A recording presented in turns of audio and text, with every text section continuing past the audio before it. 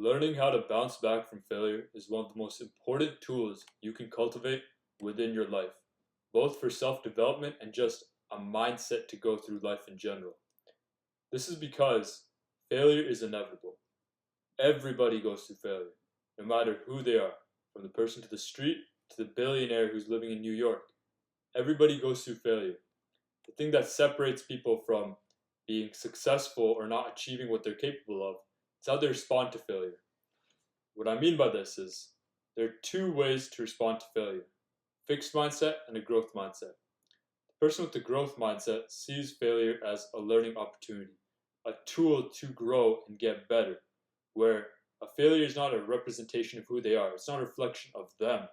It is them making a mistake, and it is a tool to show them that they made this mistake. How can I get better? What can I learn from this? How will I not make it again? It is a tool that naturally makes you better at what you are doing. Person with the fixed mindset, failure is a reflection of who you are. If you fail, you are a bad person. If you fail, you are not flawless. If you fail, you are a nobody compared to being a somebody. We all have these moments. Moments where we treat our failures as value judgments of who we are. To think that I have failed and I am a failure. And the problem with this mindset is that when you treat yourself as a failure, you want to start avoiding failure because you don't want to feel like a failure. And when you don't fail, you are not going to make any sort of meaningful success in your life. If you don't fail, you can't succeed. That is the biggest issue with the fixed mindset when it comes to failure. If you do not fail, you will not get better.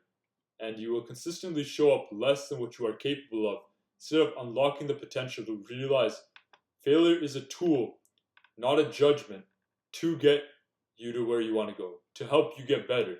And this video is going to be about how you can bounce back from failure. The first step is realizing that failure does not determine your value, that failing does not make you a failure. Change your mindset from that to realizing that I have failed, which means I have not succeeded yet. It's a powerful shift. I have not succeeded yet. Change that and apply that to everything that you fail at in life and see where that takes you. From the gym, you failed to go today. That means I'm a failure. I'm never going to be big. Or I haven't made enough progress like other people. That means I'm a failure. 2, hey, I'm not as capable as other people. I haven't accomplished as much as other people. That just means I haven't succeeded yet. I've talked to those people and they brushed me off. I wasn't very interesting. I started through every word I spoke. That doesn't mean I'm a failure in talking to people. That means I haven't succeeded yet. That I'm not great yet. That I'm still going after it, and I'm not going to give up just because I failed this one time or 10 times or 50 times, right? With this mindset, you view your failures as something to learn from, to improve, and apply next time so you get closer towards succeeding. And if it still doesn't work, you iterate again. You do it again and again until you get to that point where you are not it's not where you're not failing, to the point where you get successful, where your actions lead you to the goal that you are looking for. So stop treating failure as I have failed and I am a failure to I have failed. That just means I have not succeeded yet, or I'm not great at it yet, or that this is not a reflection of who I am, and that I'm going to learn from this mistake and not make it next time. So view failure as a tool. Don't look at it as something that's determining that you are a failure, or that you can't accomplish things in life. When you view failure as that tool to help you get better, that is where you can start making progress. That is where you can realize I have not succeeded yet. And that yet adds everything to tell you that I'm going to get that level of success that I want. I am going to work towards it, and nothing is going to stop me except the effort that I put in. Because the effort you put in shows through your failure. And the amount of times you fail is how you get successful. So put in that effort. Put in the effort to get better, to fail, to realize it's a tool to get you better. And realize that failure is in your head. That yes, it hurts, it stings, it's difficult. You have gone through things in your past. It's true. But you are still capable of doing it. You just haven't achieved it yet. Look at Michael Jordan, right? This guy gets cut from his basketball team when he's a kid. He fails so many times going through everything.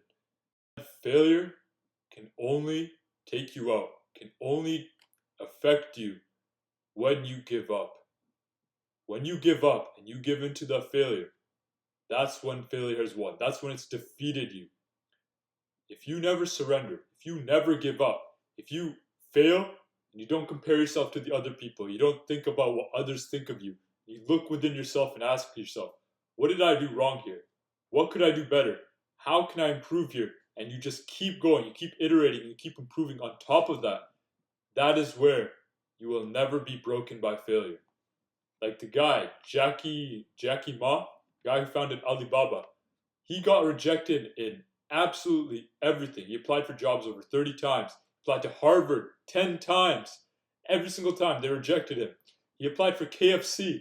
Out of 24 people, 23 people got accepted, and he was the only one who got rejected. He failed primary school tests, middle school tests. He failed like applying for universities. He failed in every aspect of his life, from part-time jobs to money to making like getting accepted in KFC, right? But he says that his relationship with failure is what allowed him to succeed in the end. That he kept going even though he failed at absolutely everything he was doing. When he was starting Alibaba, people were telling him, "Whoa, this is a crazy idea. You shouldn't do this. It's not going to make money. It's a bad idea. You're wasting your time." And when he did it, when he ignored everyone and he did whatever it took to found that company, he is now a billionaire. Like, he started in 1999, became very, very successful, became a billionaire. And yeah, that's what we see.